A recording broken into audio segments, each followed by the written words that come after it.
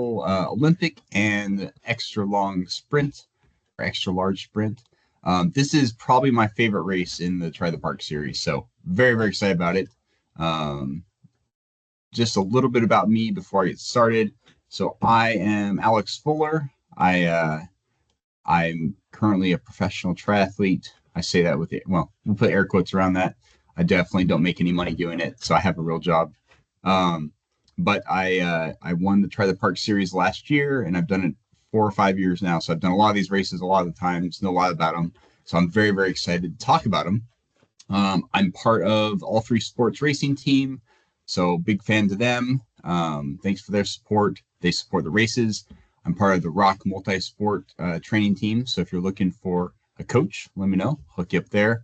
Varlo with the gear, and of course, Try the Parks. Big, big fans. They're awesome people, awesome races. Some of the, I would argue, the best races in Atlanta, but that's me. So today we're going to talk about Richard B. Russell happening this Saturday. And we'll talk pre-race. We'll walk through the race. We'll talk any tips, and then we'll do open Q&A for whatever you have. So I'm going to try to, I talk a lot because I get super excited about this stuff. So I'm going to try to keep it short, but if I don't answer anything, we'll get to any questions you have. And again, this is me. I have 3 kids. I did Kona a couple years ago. I just did Mont Tremblant 70.3. I was not the last pro, so that was big. I was like 44th, but I wasn't last, so it's all good. So let's talk about you guys because you're way more interested. Oh, hopefully everyone can hear. Mike, I hope you can hear. I think it's picking up my sound okay. So for the people that are at this webinar, who are you? So we got a third of you that this is your first triathlon ever. So you picked a great one to start on.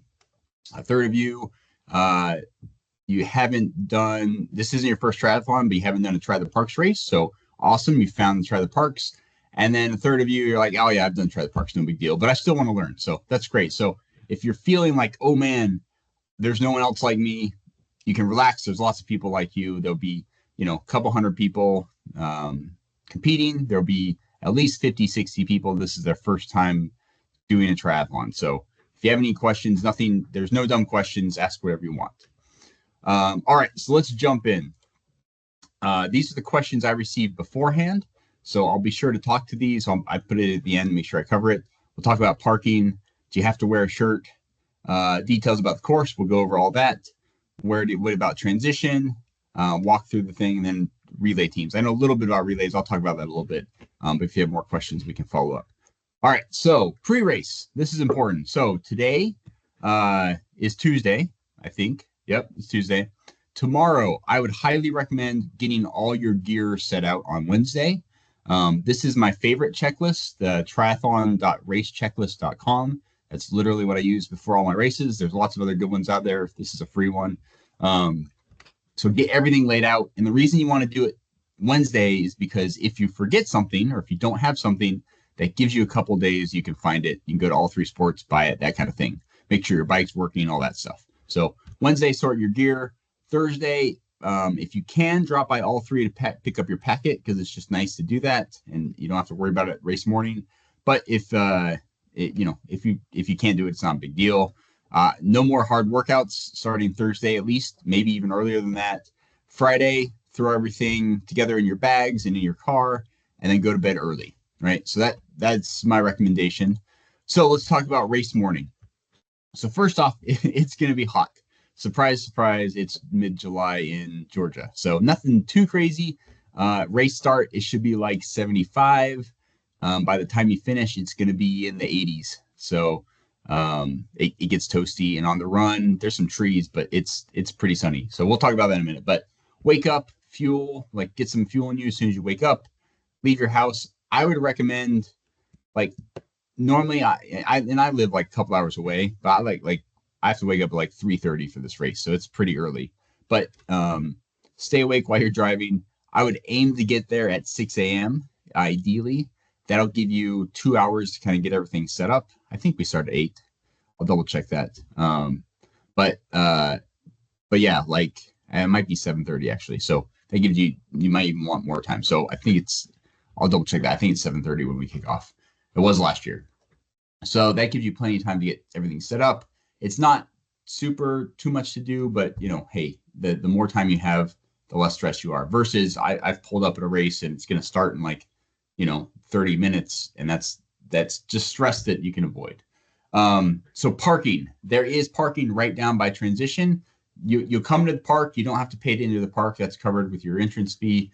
And you just keep driving straight. You'll follow the other cars, and eventually they'll have people with like flashlights to wave you in. And if there's parking available, they'll let you go down right by transition. It's right down there.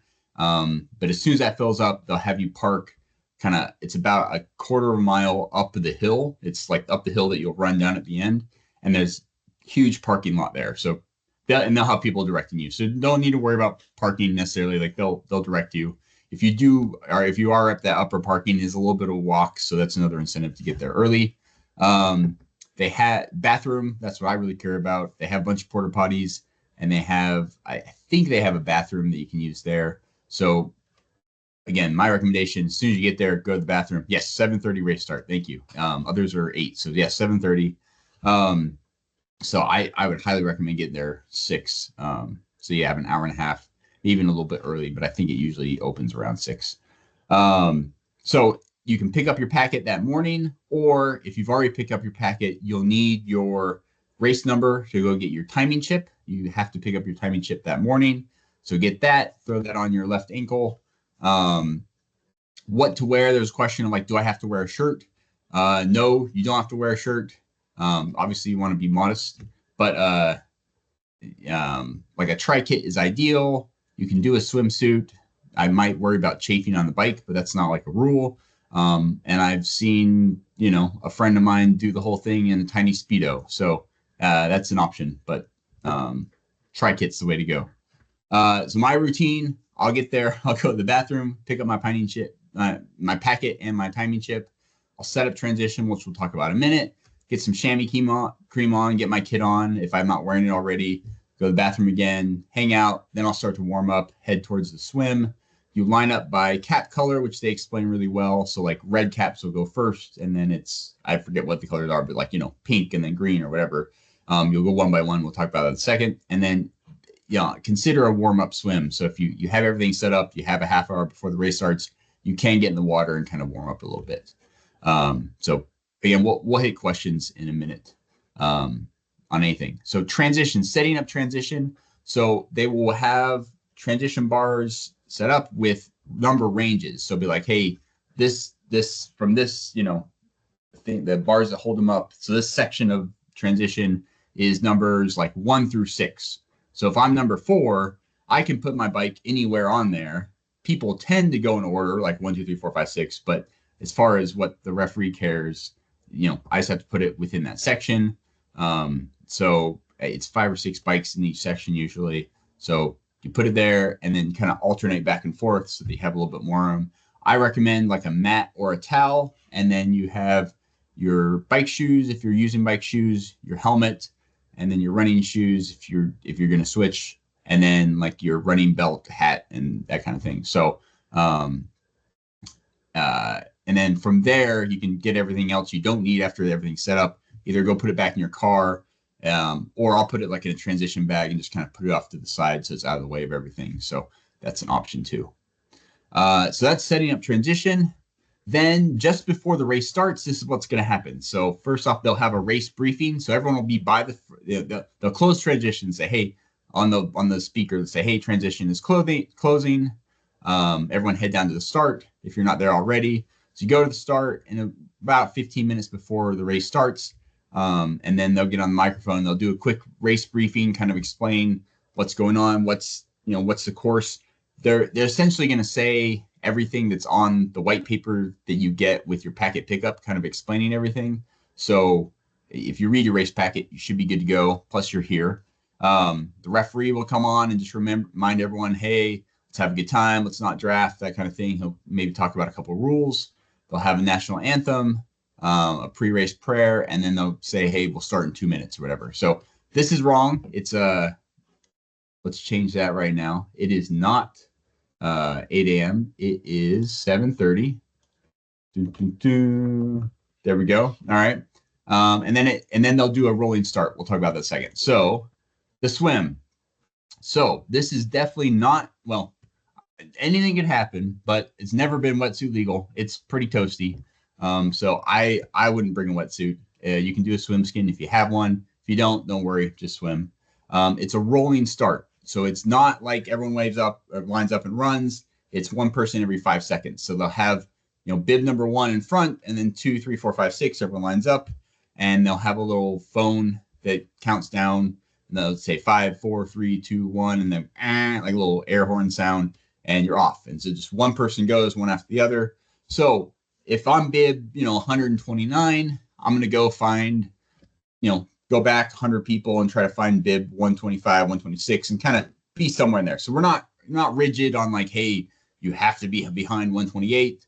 It's just like, in general, that's probably where you should be. No one's going to get bent out of shape.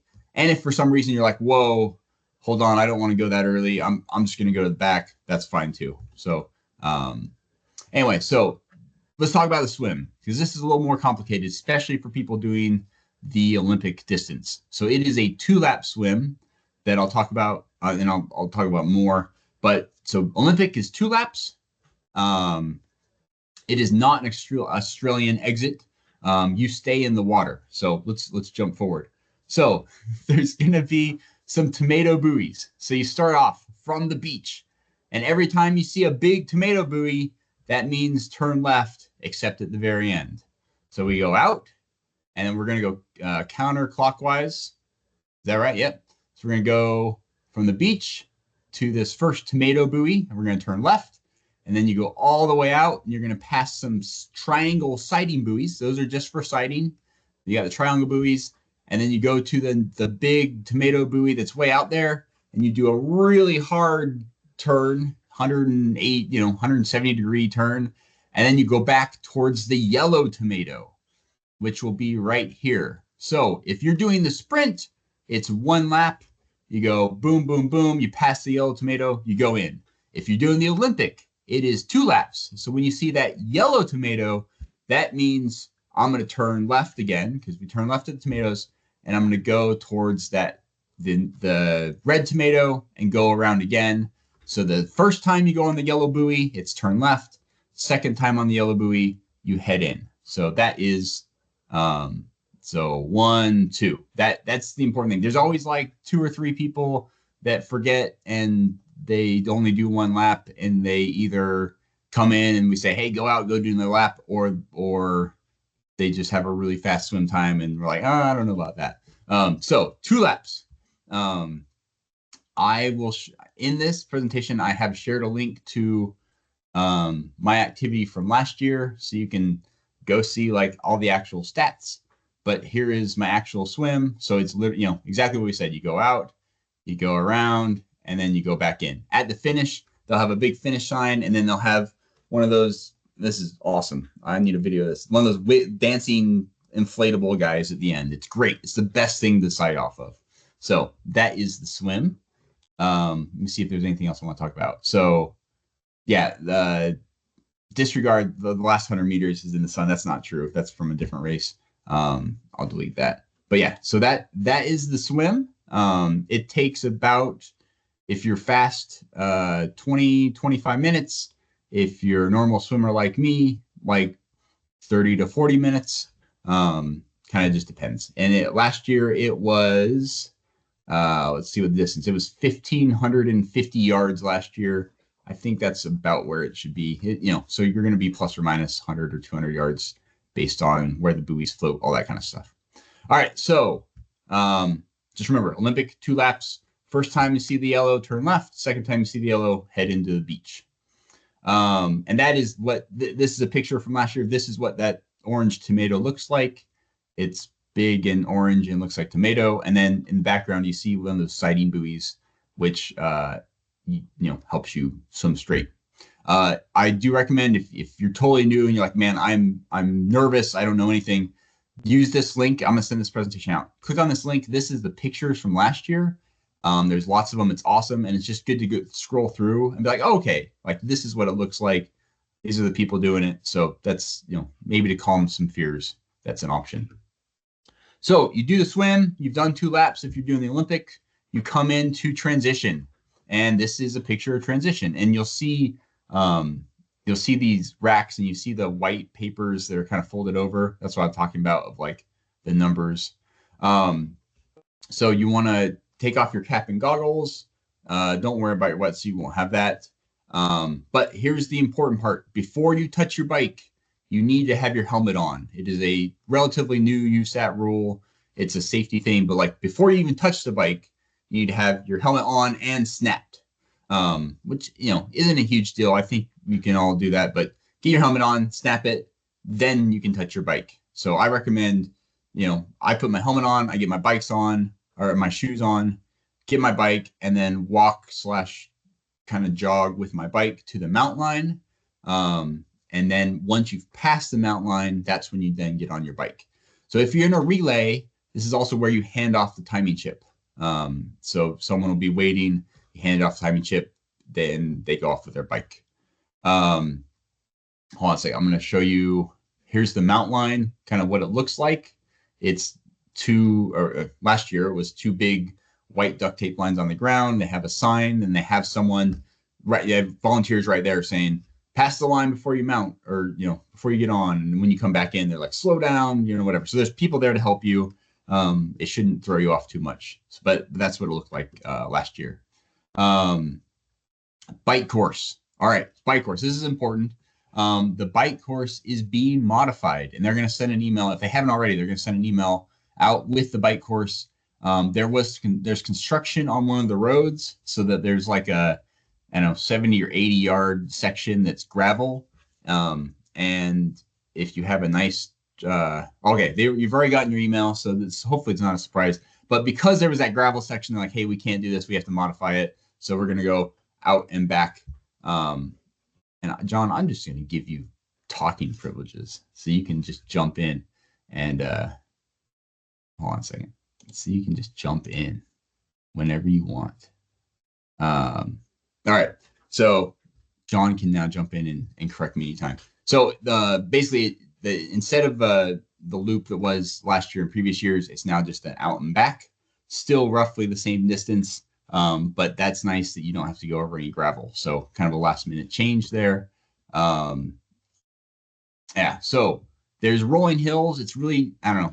It's North Georgia, so like there's hills, but I don't remember anything really bad. This is actually a fairly tame bike course. You want to stay on the right, except to pass. This is USAT rules. You have to 10 meters from the bike in front of you, which is 5 bike lengths, and you have 15 seconds to pass. So I'm driving along. I'm staying on the right. I come up on someone that I think I can hang back behind them, but I have to be at least 10 meters. Otherwise, it's drafting. When I get within that 10-meter zone, I then need to make a decision of like, okay, well, once I get within the 10 meters, I've made my decision. I need to pass within 15 seconds and get in front of them. Otherwise, it is a drafting violation. So there are referees out on course, and they're watching, and it keeps everyone safe. The ride, so like it's a decent ride. It's going to be 1 to 2 hours, depending on how fast you are. So you definitely might want to consider a water bottle or 2, maybe a gel or 2, kind of depending on what you're thinking. U-turns, always be careful on them. Be sure to slow down and U-turn carefully. And then coming downhill. So at the end of the course, you come downhill to transition, and the mount line is like right there. So you'll be screaming down. So be ready to pull the brakes. They'll be yelling, hey, slow down. As soon as you see cones on the left where the run course is, that's your signal of like, hey, I'm coming up really close to the end. I'm going to want to slow down. Let me show you that in just a second. So here's the bikes coming down, and you see these cones over here on the left. It'll be on your left, which is the run, part of the run course. It's about a 1/4 mile worth of cones, and at the bottom is the dismount line. So just slow down there so you don't, get any problems. So that's the bike course. And yeah, this is a different race, but yes, John. One thing you're talking about passing, make sure they understand that once they've been passed, they have to drop back out of that drafting zone Oh before they yeah, can then pass the next person. gotcha. So I'm right or wrong. I pass someone. As soon as I overtake them, whoever just got passed, you have 15 seconds to then fall back um, over 10 meters away. So you can't just hang behind someone and draft. You need to fall back. So that's when you are passed, that's your responsibility. So in most cases, when you get passed, they'll just they'll take off and you don't have to worry about it. But if they pass you and they're roughly the same speed and they're just hanging right in front of you, it is then your responsibility to slow down so that there's 10 meters between you and you have 15 seconds to do that. So it is not drafting. There's a question about elevation for the bike. So this is last year's course, so I don't have the elevation for this year. Total ascent was 1,000 feet. Oh, John, do you have the elevation this year? I don't know. We haven't been out and driven it or really looked at it, but you're roughly going to go out halfway and turn around and go back. So if you take your elevation and then take the first half of it and then go back, that's what you're going to end up with. Like Gotcha. That's what it's going to look like anyway. We may not be able to get numbers, but that's what you're going to end up doing. Yeah, but I'll look later and 1,021 feet. Awesome. Yeah. So it's not a ton different. So 1,000 feet over 22 miles. I mean, it's some rolling hills, but you're not riding 6 gaps. So it's not too bad. Hopefully. All right. So then we go to T2. You're going to dismount before the line. Keep your helmet on. Yeah, your helmet, you can't unsnap your helmet until your bike is racked. So then walk/jog your bike back to your spot, rack your bike. Then once the bike is racked, you can take off your helmet, switch shoes if you're going to switch them, and then put on your number belt to run with that. Also, hat and glasses, sunglasses, I recommend that. If you have a relay, you hand off the timing chip, and then head out on the run. So and I will talk about for first time triathletes. This is like the number one thing that a lot of them don't have. It's kind of a random thing to have. If you don't do triathlon, is a number belt. And the idea behind this is like an elastic belt that holds your race bib so that you can easily throw it on or snap it on in T2. So a lot of people do not have this when it's their first triathlon. I recommend getting one. You can find them super cheap on Amazon for, I don't know, 10, 12, 15 bucks. You can find them even cheaper on eBay, but they probably won't get here by Saturday. Or All 3 Sports has them. This one's at All 3 for 19, 20. So consider that. You can make a, homemade one, whatever. What you probably don't want to do is get into transition and like get safety pins and start pinning on your number during the race, just because if nothing else, I'd be shaking my hands and I'd probably stab myself. So consider a race number belt. Then the run. Okay, so the run, the thing I remember is that it's hot. It's going to be July and it's going to be sunny, and I think every year I come and just lay down at the end and hope I don't have heat stroke. So be prepared for some heat. The first quarter mile of the run is uphill through like a trail. It's not super uphill, but like it's, a gradual 2-3% uphill through, there's some roots and mulch and that kind of thing. It's a trail. So, but you don't have to wear like trail shoes, just wear normal shoes. So a quarter mile up there, and then it's fairly flat, run on a road. So you're on the road the whole time. 10K is a decent run, so you might want to consider nutrition. There is water at the beginning / halfway point, and then there's a water stop so you go out a mile and a half, and then you come back in a mile and a half, go out mile and a half, back in mile and a half. Halfway through that mile and a half, so like 3/4 of a mile in-ish, there's a water station. So you can get water roughly at mile 1, 2, 3, 4, 5. So there will be water. I would often like grab a couple to throw on myself, and then get a couple to drink. because it gets pretty toasty. And then the last quarter mile of the course, which you'll do twice, is that cone part, which is downhill, which is really fun to just kind of go down there. So you run up through the are there loops for the run course? That like it's kind of a back and forth 2 times. So you go out through the trail, you run out, there's a turnaround point, you come back. Instead of going down the trail, you go a little bit farther and then you run down the road that has those cones, and then you kind of loop by the finish and then run back up that trail, out, U-turn, come back, run down the cones to the finish. So hopefully that makes sense. If you have questions, we'll get to that. So that's the run. It's an honest 5K. It's 6.2 miles. And then here's that, like the cone part. So you have bikes coming in, and then you'll be running on the left of the cones and kind of downhill into the finish. And then post race. So there's snacks, usually bananas, oranges, chips, Oreos, and water. And my kids love to have the Oreos, even though I say don't eat those. Those are for the racers. You might want to bring some food and some post-race clothing. You'll be wet from sweat. The awards are usually around, I think for this, noonish, 11:30, noon. So like meet people, hang out, have fun, talk to other people. That's like my favorite part of it. Probably around 11, maybe a little earlier, kind of when everyone's done with the bike. That's when you can go grab your stuff from transition and put it back into your car or whatever. Photos will be uploaded about 24 hours after the race, and they're great photos. So, grab those, throw them on Instagram. You can purchase them and get rid of the watermark, and tag Try the Parks and tell everyone how you crushed it. So that's kind of the race in a nutshell. I did pretty good. We're at 7:57. Parking, that shouldn't be an issue. They'll direct you pretty nice.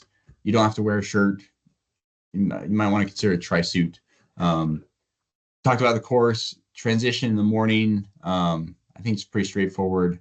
And then for the relay team, again, you just kind of hand off in transition the timing chip between each person. So I'll pause there. I think that's everything I prepared, but I will answer any and all questions you guys have. So throw them in the chat, and we can talk about whatever you want. All right. Yes, the sprint. Good question. So what's different about the sprint? So the bike is the same, right? So that's why it's an extra large sprint. It's a beefy bike. For the sprint, you're only doing 1 lap of the swim and 1 lap of the run. So that's basically different. It's the exact same course, just on the sprint, I'm just going 1 time coming in, and then on the run, instead of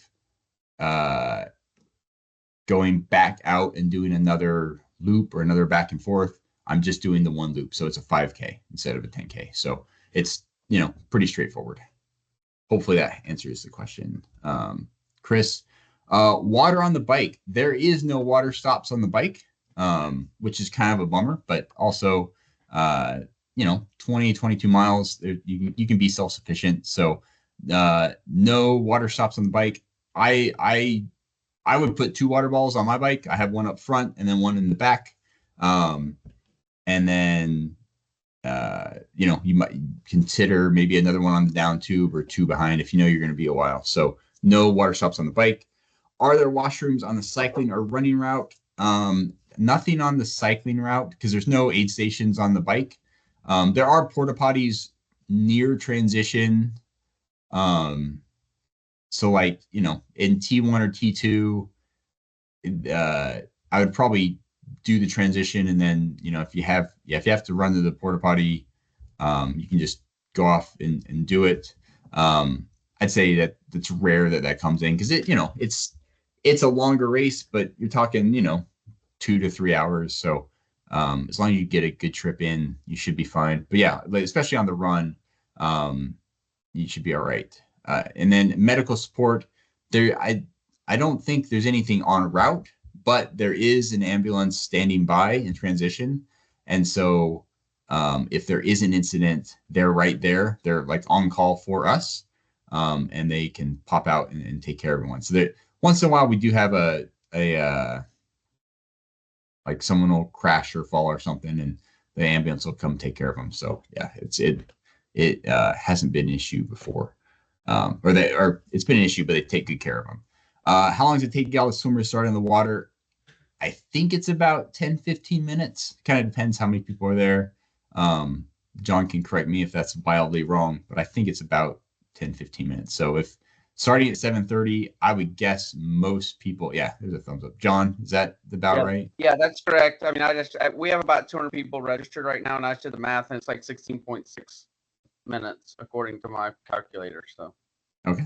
So assuming we start on time at 7:30, if you're not down by the water by 7:45, something's wrong. So how long do you have to run from the swim exit? Oh, that is a good question. Let's go look. I don't remember super well. 0.12 miles was what it was last year. And I think that's, yeah, that's what it was. So yeah, so that's including going through transition. So you get off, here's the beach right here. You run up to transition. I got my bike and then ran out of transition. And then this is kind of where the mountain line was and took off. So, it's not too bad. There's somewhere it's, there's other races where you have to run quarter mile or more. And, it is a little uphill, I think, but it's not too bad. 20 feet of ascent. There you go. Are we getting transition bags, or can we use our own bags? Yeah. So there's no bags in transition. So there's not, because I know like Ironman races, you'll have like T1 bag, T2 bag, none of that. Like everything is just laid out next to your bike, just like this picture. Like this is literally a picture at a Try the Parks race before it starts. So I have a little mat that I throw my stuff on. You can do a towel. You can do nothing. You can just put it on the concrete. But then you'll see in the bottom right of the picture is my transition bag, like mine. But I can't leave it there because that gets in the way. So that has my my stuff that I'm going to take that bag and then go put it over behind a fence or something, so it's out of the way. So like literally the only thing you have in transition is your bike and your stuff you're going to actively use. Backpacks, chairs, buckets, that kind of thing, not allowed because it's fairly cramped, so you can't have too much extra stuff. And so that stuff then goes either back in your car or outside of transition, out not in the path of runners. So hopefully that helps. Are we getting beautiful finisher medal for every triathlete? There's not a finisher medal. There are finisher awards. I have one over there, but I don't think it comes off of this way. So awards are for top 3 overall and then top 3 in each age group. And it's a cool little medal that has like a bike chain around it. It's really awesome. And I'll say, second place age group or whatever. So so not everyone gets, you do get like an awesome shirt. You do get like a nice tote bag and a couple other things. But then the medals are the awards for top 3 in each age group. Awesome. What other questions? Got a couple more, and then I will talk for 1 more minute, and then we'll see. John, anything I missed or anything else you want to talk before we wrap it up? One thing I did check on the email, and we're going to try to do awards at 11. A lot of times that ends up being 11:15, 11:30, I know, but hopefully we'll do that at 11. So you might want to go get your bike and stuff a little bit before 11, if that's what you want to do.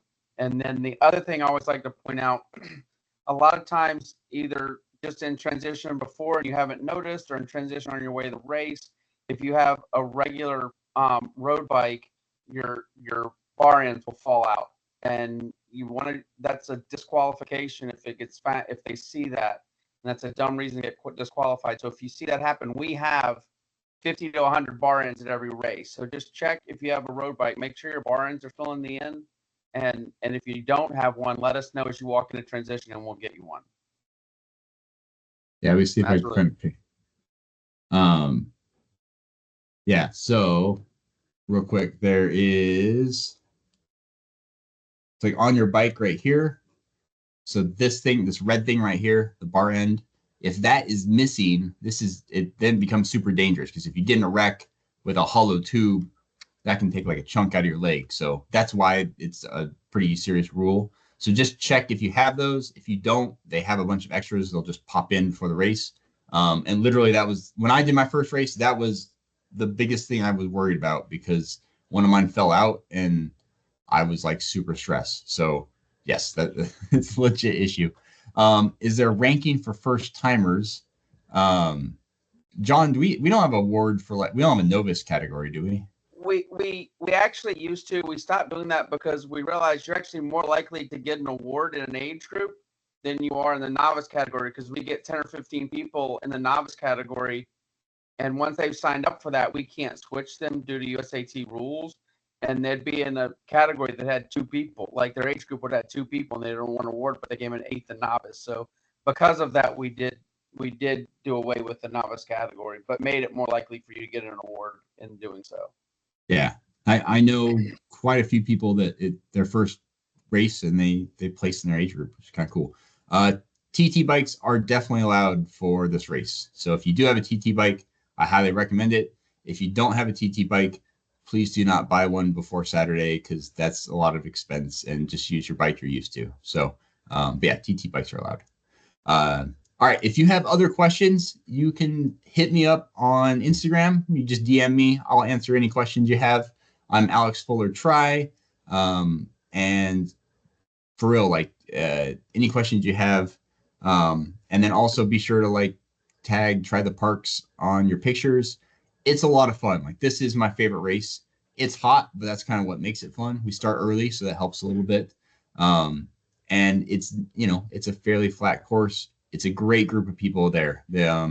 Everyone's a little nervous before the race, so everyone's kind of quiet in their zone. But then after the race, it's just fun and a party, and I highly recommend talking to people, making some friends. Tom, quick question: body markings. So yes, they will have a body marking station when you pick up your timing chip, and so you put your number either on your like this is the preferred place. I have a tri suit that goes down to here, so I'll put my number like here, and then they'll mark your age on your calf. So that when you're running someone down, you're like, oh, they're my age group. I better run faster. So yeah, they'll have Sharpies there. Um, yeah, Chris, I don't know. I don't know what age group you're on. I'm actually not racing, so you don't have to worry. But yeah. Anyway, thank you guys so much. Super, super excited to see some pictures and hear about it. Let me know how you crushed it, especially if it's your first one. Like, just send me a message. Say, Alex, I totally crushed it. I won first place. And then I'll sign you up for royalties, whatever. John, thanks for coming on. This is an excellent run race. And you will have a great time. So thanks for joining. I'll send out this deck so you guys have it. You can click on those links, go see last year, all my stats. And good luck. Have fun, be safe, and have a great time on Saturday. See you guys. Thanks, Alex. Have a good night. Thanks, John.